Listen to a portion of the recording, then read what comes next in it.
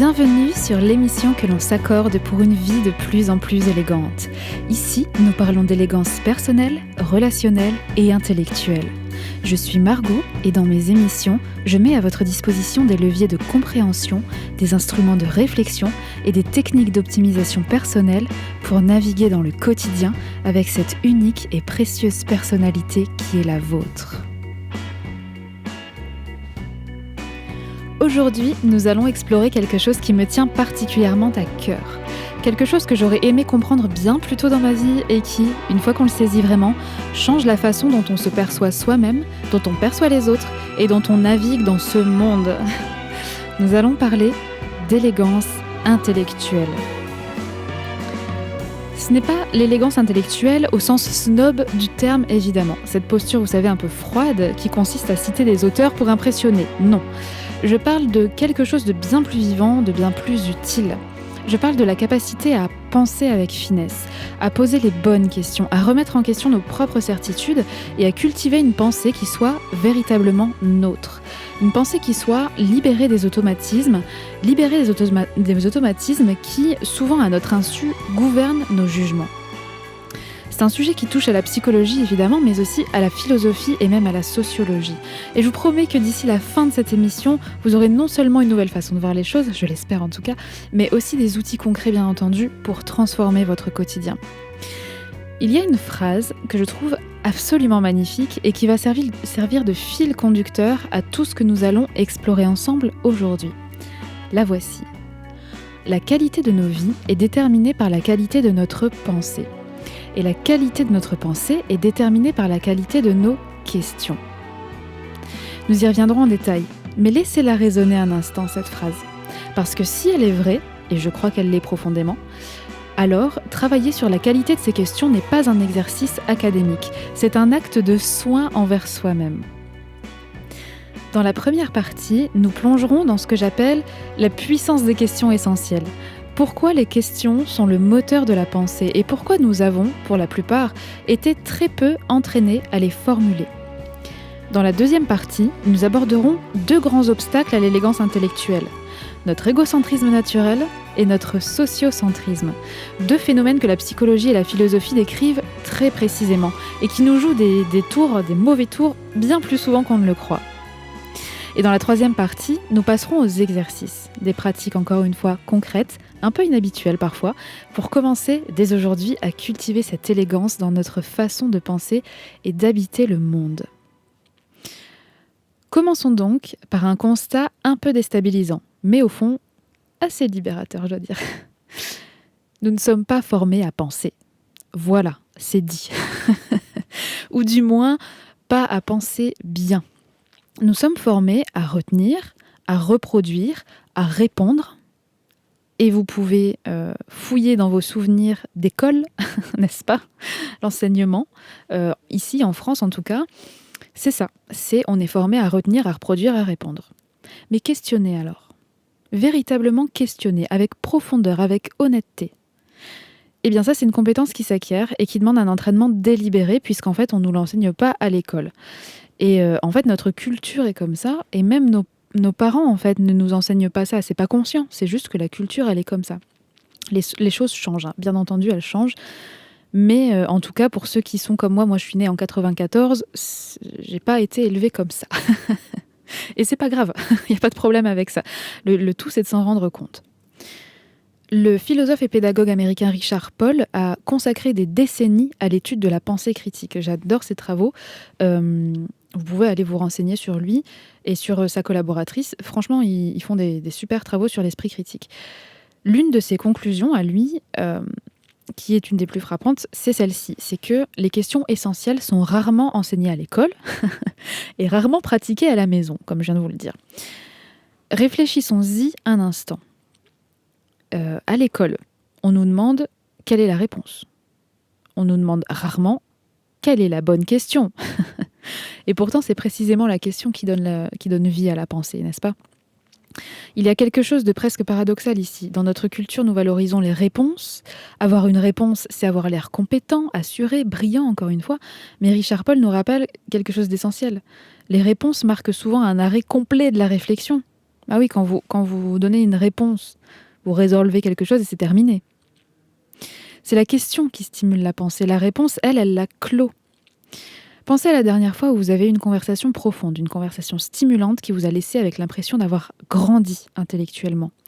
Je parie que c'était une conversation ponctuée de questions, de vraies questions, des questions ouvertes, des questions sincères, et non une succession de déclarations finalement stériles.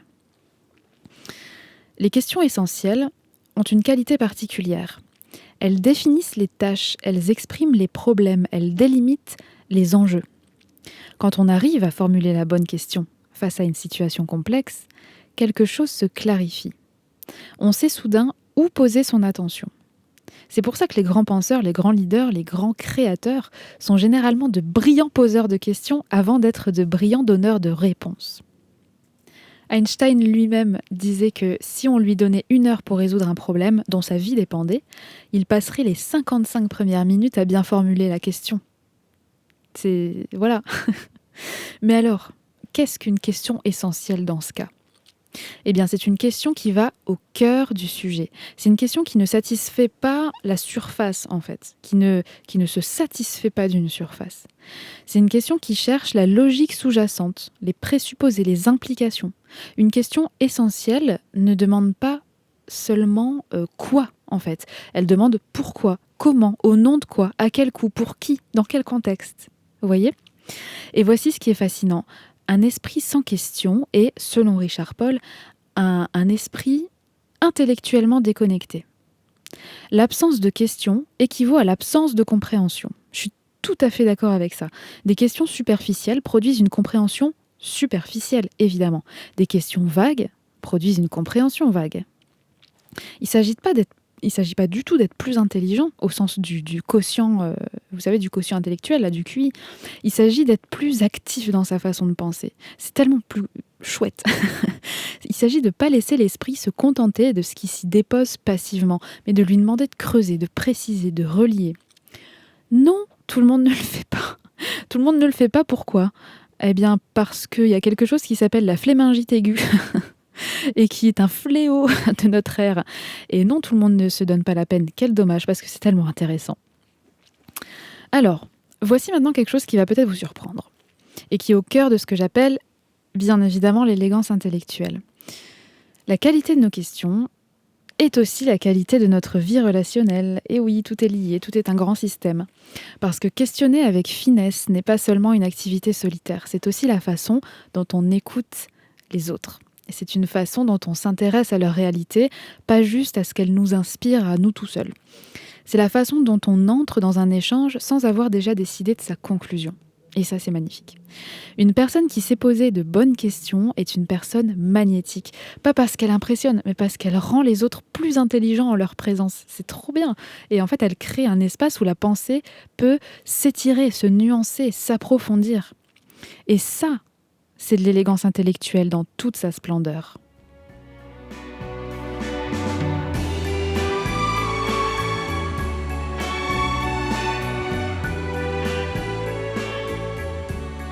Maintenant, entrons dans le vif du sujet. Parce que si la qualité de nos questions est si cruciale, pourquoi ne les cultivons-nous pas naturellement ? Qu'est-ce qui nous en empêche finalement ? La réponse tient en 2 mots. Égocentrisme et sociocentrisme. Et avant que vous ne vous fermiez mentalement la porte en vous disant « Ah mais moi je suis quelqu'un d'ouvert d'esprit, c'est bon », laissez-moi vous dire quelque chose d'important. Ces 2 mécanismes sont universels.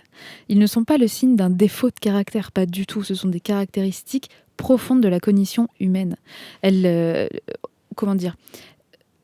faut les reconnaître. Les reconnaître en nous, avec curiosité plutôt qu'avec honte, c'est précisément le premier acte d'élégance intellectuelle. Diagnostiquer, toujours, comme en communication professionnelle. L'égocentrisme cognitif. L'égocentrisme dont nous parlons ici n'a rien à voir avec le narcissisme au sens clinique, vous savez. Il désigne, cet égocentrisme-là dont nous parlons, il désigne quelque chose de bien plus subtil et de bien plus répandu.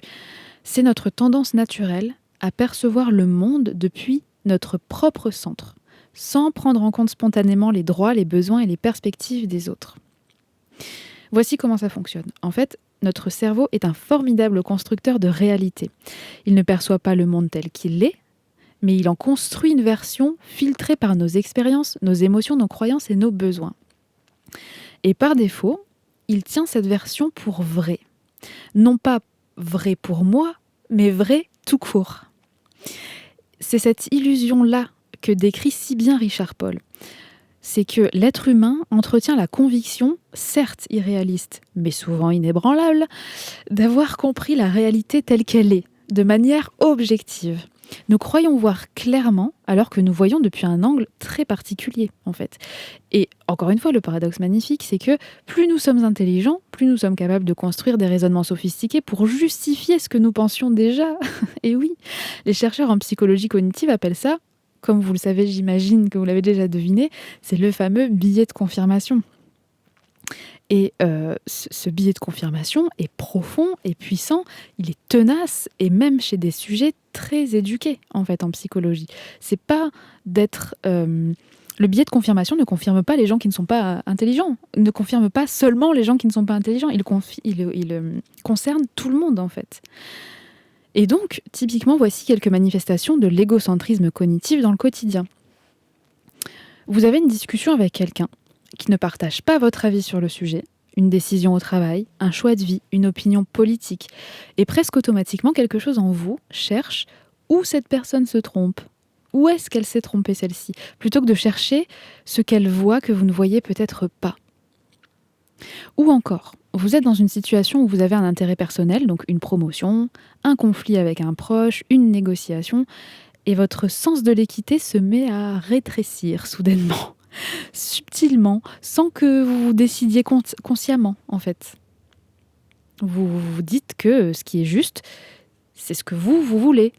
Ça, c'est juste. Ou encore, vous affirmez quelque chose avec une assurance certaine, alors qu'en réalité, vous n'êtes pas si sûr. Mais l'admettre vous coûterait, soit en image, en réputation, soit en confort intérieur, bien entendu. Mais tout ça, c'est humain, c'est absolument humain, c'est normal. Mais ce qui distingue une pensée élégante d'une pensée ordinaire, c'est la capacité à regarder ces mécanismes en face. C'est la capacité à les nommer, c'est la capacité à se poser des questions qu'on ne se poserait pas spontanément. Sortir, encore une fois, essayer de sortir de notre propre conscience. Bien entendu, ce n'est pas possible littéralement, mécaniquement, mais en tout cas, essayer de faire l'effort de voir les choses d'une manière différente, à partir de perspectives différentes. Voici ce qui distingue la pensée élégante de la pensée ordinaire. Le sociocentrisme, maintenant, ou alors on pourrait l'appeler l'égocentrisme du groupe. Si l'égocentrisme est une distorsion individuelle, le sociocentrisme est son équivalent au niveau collectif. Et il est, à bien des égards, encore plus puissant parce qu'il bénéficie de l'approbation du groupe. Voici comment il opère. Dès notre naissance, nous appartenons à des groupes. Vous savez, une famille, une culture, une langue, une nation, une religion, une profession, un réseau social, une communauté de valeurs. Et chacun de ces groupes a ses propres règles, souvent non dites, souvent non conscientes. Ce qu'on croit, ce qu'on valorise, ce qu'on dit, ce qu'on tait, ce qu'on ridiculise aussi, évidemment. La plupart du temps, nous nous conformons à ces règles sans même nous en rendre compte. Nous intériorisons les croyances du groupe, nous adoptons son regard sur le monde et nous pensons que nous pensons par nous-mêmes. Or, nous pensons avec notre groupe, ce qui est très différent. La conformité de pensée et de comportement est, selon les travaux de Richard Paul et de sa collaboratrice, donc Linda Elder, la règle dans la vie humaine. L'indépendance intellectuelle véritable est vraiment la rare exception. Et ce phénomène ne concerne pas seulement les personnes peu instruites ou peu curieuses, comme je le disais, il touche tout le monde. Professeurs d'université, intellectuels engagés, artistes, militants, tout ce que vous voulez. Parce qu'il ne s'agit pas d'un manque de capacité, il s'agit d'une dynamique psychologique fondamentale. Et voici quelque chose qui me frappe particulièrement dans ce mécanisme, c'est que le sociocentrisme nous prive du regard de l'autre. Bah oui, quand nous pensons depuis notre groupe, nous percevons les membres des autres groupes à travers le filtre de notre réalité et nous tendons à interpréter leur comportement, leurs valeurs, leurs choix depuis ce filtre sans jamais vraiment nous demander ce que ça à quoi ça ressemble depuis l'intérieur de leur expérience à eux. Or, l'élégance intellectuelle et relationnelle consiste précisément à être capable de sortir de ce filtre. Pas pour le détruire, pas du tout. Pas pour renier notre appartenance, pas du tout non plus. Mais pour le voir, pour le nommer et pour choisir en conscience ce que l'on en fait. Et c'est là que les questions essentielles reviennent en force, parce que les questions sont précisément l'outil qui nous permet de suspendre notre certitude, de la suspendre assez longtemps pour laisser entrer d'autres possibilités.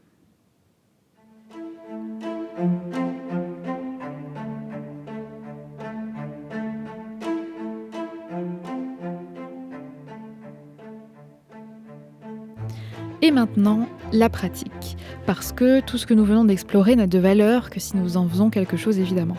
La connaissance en pratique reste une belle idée, la pratique, elle, transforme. Je vous propose 3 exercices. Ils sont un peu contre-intuitifs, comme d'habitude, mais c'est délibéré, vous le savez. Parce que l'élégance intellectuelle ne s'acquiert pas en faisant les choses de la façon dont on les a toujours faites dans notre culture française. Bizarrement. Donc, l'exercice numéro 1, ce serait une espèce de journal, encore une fois, de questions essentielles. La plupart des pratiques de journaling nous invitent à noter ce que nous avons vécu. Elles nous invitent à noter ce que nous ressentons, ce que nous voulons accomplir. Ce journal-là est différent. Chaque soir, avant de dormir, prenez 5 minutes. Repensez à votre journée. Une conversation, une décision, un moment de tension ou de doute. Et posez-vous une question essentielle sur ce moment. Pas une question rhétorique, pas une question dont vous avez déjà la réponse. Une vraie question ouverte, qui pointe vers quelque chose que vous ne voyez pas encore clairement. Par exemple, lors de cette conversation, est-ce que j'écoutais réellement ou est-ce que j'attendais de parler ? Cette décision-là que j'ai prise aujourd'hui, est-ce que je l'ai prise depuis mes valeurs ou depuis la peur de ne pas être approuvée ? Est-ce que j'affirme cette chose avec confiance parce que je la sais ou parce que ça me conforte de la croire ? Notez la question, pas la réponse, juste la question. Et laissez-la travailler, laissez-la infuser. Ce qui est remarquable avec cet exercice-là, c'est qu'il entraîne votre cerveau à générer des questions plutôt que des jugements. Et avec le temps, ce réflexe devient naturel. Vos conversations deviennent plus riches, vos décisions deviennent plus claires.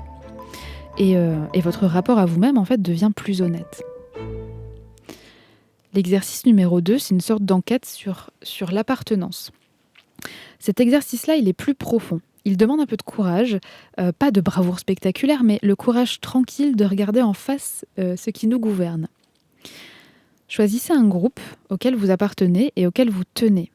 Ça peut être votre milieu professionnel, votre milieu familial, un cercle d'amis, une communauté de valeurs, encore une fois, ou une affiliation culturelle ou politique, qu'importe. Puis posez-vous et, par écrit, écrivez les questions suivantes. Enfin, posez-vous les questions suivantes. Premièrement, quelles sont les croyances implicites de ce groupe ? Celles qu'on ne questionne pas, qu'on tient pour évidentes. C'est pas évident, ça. Deuxième question, qu'est-ce que ce groupe interdit ou décourage, tacitement ou explicitement ? Troisième question, est-ce que j'adhère à ces croyances parce qu'elles me semblent vraies, après réflexion, parce qu'elles me semblent justes, ou parce qu'elles sont les croyances de mon groupe et que c'est comme ça, et qu'en fait, je les ai toujours eues, et voilà. Et la quatrième question, y a-t-il des positions que j'évite d'exprimer dans ce groupe par peur du jugement ou d'exclusion, et si oui, lesquelles et pourquoi ? L'idée, une fois de plus, n'est pas de rejeter votre groupe. Elle est de voir les lunettes que vous portez, de prendre conscience des lunettes que vous portez et de choisir en conscience ce que vous en faites. Ce que j'aime dans cet exercice, c'est qu'il produit souvent une forme de compassion inattendue. Bah oui, quand on réalise à quel point nos propres pensées sont façonnées par notre appartenance, on commence à regarder les membres des autres groupes avec un peu plus de curiosité et un peu moins de condescendance aussi. Et ça, vraiment, c'est très élégant. C'est une forme d'élégance relationnelle profonde. Le troisième exercice que je vous propose, c'est une sorte de conversation inversée. Celui-ci se pratique dans vos échanges du quotidien. Et il est peut-être le plus transformateur, par contre, celui-ci. Il consiste à choisir, pour une conversation donnée, donc une réunion, un déjeuner, un échange en famille, de ne poser que des questions pendant les 10 premières minutes. C'est long, 10 minutes. Pas de déclaration, pas de position, pas d'opinion, juste des questions sincères, orientées vers la compréhension de l'autre. Pas des questions rhétoriques, encore une fois, ou des questions rhétoriques déguisées en questions. Vous savez, le genre tu crois pas que tu aurais dû faire ça plutôt ? Ça, c'est pas une question. Ça. Enfin, c'est pas une question dont on parle aujourd'hui. Nous, on parle de vraies questions ouvertes. En mode, comment est-ce que tu vis ça ? Qu'est-ce qui t'a amené à penser comme ça ? Qu'est-ce qui est important pour toi dans cette situation ? Ce que cet exercice révèle est souvent surprenant. Vous allez réaliser à quel point il est difficile, peut-être même inconfortable, de ne pas affirmer, de ne pas corriger, de ne pas partager votre point de vue immédiatement. Et cette difficulté est précisément l'information. Elle vous dit quelque chose sur votre façon habituelle de fonctionner dans les échanges. Et ceux avec qui vous pratiquez cet exercice, eh bien, c'est que du bénéfice collatéral. Ils se sentent vus, entendus et respectés. Ils vous font confiance. Et paradoxalement, ils sont beaucoup plus ouverts à vous entendre ensuite. Bien entendu, soyez subtils, on n'est pas en mode interrogatoire de commissariat, quoi. Vous voyez ce que je veux dire ? Et ces 3 exercices partagent quelque chose, c'est qu'ils nous placent dans une posture d'apprenant plutôt que de sachant. Et cette posture, que le psychologue américain Carol Dweck appelle le growth mindset, la mentalité de croissance, est au fond en fait la définition même de l'élégance intellectuelle. Ne pas savoir tout, ne pas avoir raison, mais être assez curieux, assez ouvert, assez honnête envers soi-même pour continuer à grandir. Nous voilà donc au terme de cette émission et j'espère que quelque chose en vous a bougé, ne serait-ce qu'un tout petit peu, parce que c'est souvent comme ça que ça commence, un léger déplacement dans la façon de voir et puis avec le temps, eh bien, c'est exponentiel derrière. Donc, résumons ce que nous avons exploré ensemble. La qualité de notre vie est liée à la qualité de notre pensée. Et la qualité de notre pensée dépend de la qualité de nos questions. Des questions essentielles, précises, honnêtes, ouvertes. Ces questions-là sont le moteur d'une pensée vivante, d'une compréhension profonde et d'une présence vraiment élégante au monde. Mais pour poser ces questions, il nous faut d'abord affronter 2 obstacles majeurs qui sont notre égocentrisme cognitif. Donc cette tendance naturelle à tenir notre propre perspective pour la réalité, et notre sociocentrisme, cette façon souvent inconsciente de penser avec notre groupe plutôt que par nous-mêmes. Ces 2 mécanismes ne sont pas des défauts, ce sont des... Parce que j'ai dit obstacles en fait tout à l'heure, mais c'est peut-être pas le bon mot. Ce ne sont pas des défauts, ce sont des caractéristiques humaines. Et les reconnaître, c'est précisément ce qui nous en libère, ou du moins ce qui nous donne la possibilité de choisir. Voilà, c'est plutôt ça. Ce qui revient à nous libérer finalement.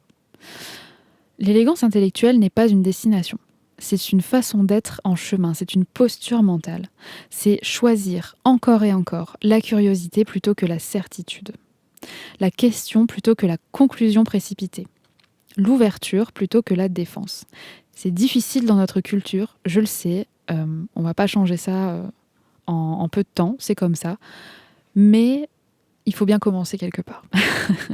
Et je crois sincèrement que les personnes qui cultivent cette élégance-là rayonnent d'une façon très particulière. Pas parce qu'elles savent tout, encore une fois, mais parce qu'elles font de l'espace. Elles font de l'espace pour elles-mêmes, pour les autres, pour la complexité du réel, parce que le réel est complexe. C'est un système très complexe. Alors, voici la question que je vous laisse aujourd'hui. Quelle est la question que vous n'osez pas encore vous poser ? Notez-la et faites-lui confiance. Merci d'avoir été là aujourd'hui. Prenez soin de vous, prenez soin de votre pensée. Je vais faire une petite pause en juillet-août pour les vacances et on se retrouve en septembre pour la saison 3. À très vite.